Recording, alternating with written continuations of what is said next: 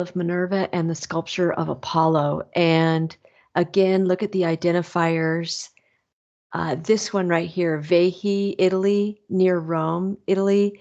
Um, please write that in on this slide because I didn't include it on the others. Sorry. There are 3 images associated with this piece, and let's talk about form. There is, for the temple itself, there is a stone foundation, and the rest of the building is made of wood. Statues up top, I guess, or terracotta. But in terms of the building itself, it's mostly made of wood. Also form, it's what we call the Tuscan order. And what that means is we really look at the columns. They're not carved, they're smooth columns or shafts. And then at the top, they have kind of the simple Doric capital, but they also have bases. And normally a Doric shaft just connects at the stylobate, the floor. Then the other thing to notice about this form is that there are 3 cellas, and within each cella there would be a statue of Zeus, Hera, and Athena.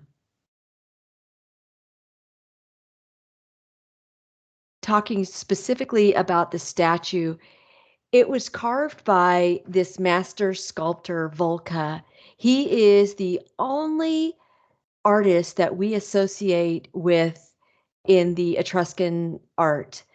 He super famous for the Etruscans, and we think that he created this life-size statue of the god Apollo. There is, if you look at the form, an archaic smile on Apollo's face, but it doesn't have the body proportions of a perfect form that we would have had in the Greek time. And then think back to our sarcophagus of the spouses. There are these typical Etruscan almond-shaped eyes. And then I read one source that said that the face would have been painted red, and so famous was Master Vulca that from then on, whenever a Roman general would re-enter Rome after a victorious campaign, they would paint their faces red in honor of that aspect that Vulca used on his statues. And I'm not sure if it was just the Apollo statue or not, but I thought that was interesting. So not the perfect form, but definitely Etruscan and super famous sculptor Vulca.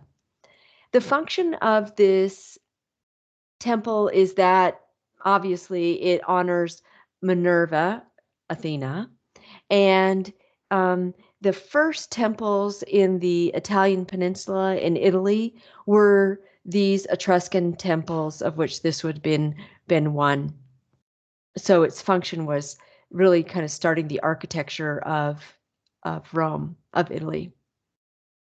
And then context, the Etruscans would normally have worshipped in nature. And so we get this view. So this is made of wood. This is what that wood would have looked like in real life. And so super fancy outside for people to look up and view, and also a serious connection to nature, that organic material of wood. More context, since the wood was dissipating, right? It destroyed over time, like wood does in nature. The information that we have then about this Tuscan column was written about by Vitruvius. He was a Roman scholar, writer, and he wrote the book De Architectura, and that would have described this column. And this column is going to be used later in the Renaissance. That makes it somewhat important to us, continuing important.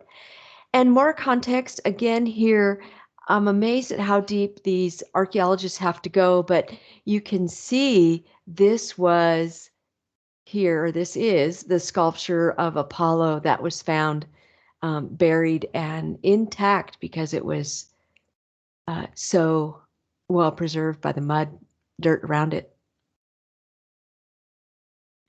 Again, more context. The influence of the Greeks probably can't be overstated. I mean, they don't adapt the Greek temple perfectly. And I should explain the difference. But the Greeks are real close by to the Italian peninsula, and so they even sent out, like colonies into the Italian peninsula.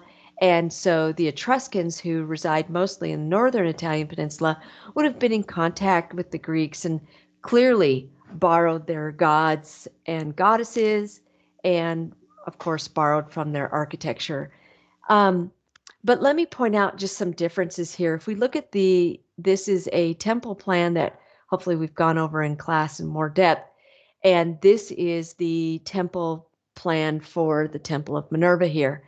Notice some differences here, especially that we have columns going all the way around the temple for the Greeks. It's almost like the temple itself was a sculpture to be viewed, in the round from any perspective, and you'd be in awe of it. For the Temple of Minerva, we just have the columns in the front here holding up the porch, the portico area. And then the difference of cellas, numbers of that. Yeah, I think those are kind of the key ones that I want to go over. Proportions. Greek temples were twice as long, and the Temple of Minerva obviously wasn't.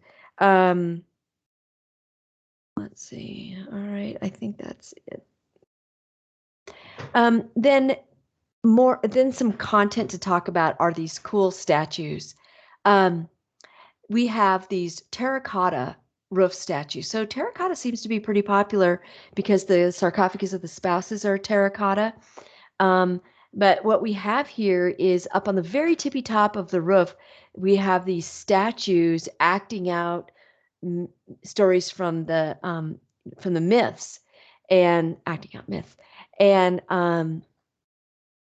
if you're standing on the ground, you'd be looking up at these statues and you would have the blue sky as the background. So a pretty cool background for these stories.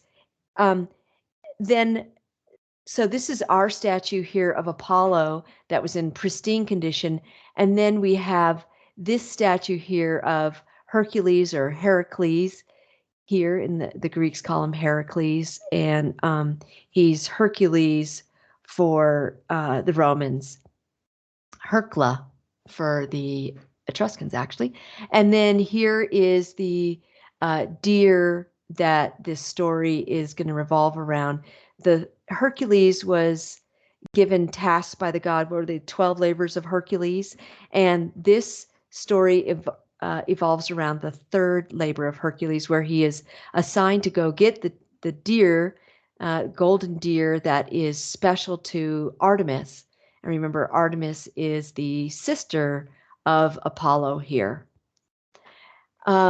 We see this is a bronze statue showing Hercules capturing the deer, and then this is a Greek pottery talking about this same story. So we know that the Etruscans have borrowed that. So the deer with the golden horns right here under Hercules. It's also called the golden hind. And here is Artemis, and here is Apollo. Apollo is defending Artemis and trying to help protect the deer that Artemis is in love with. Now, ultimately, Hercules agreed, I'll just take the deer, show it to him. I forgot his name. And then I'll let the deer free. And so Artemis was good with that. Hercules got to fulfill his third task. And that's the story. And there it would have been up on the Temple of Minerva.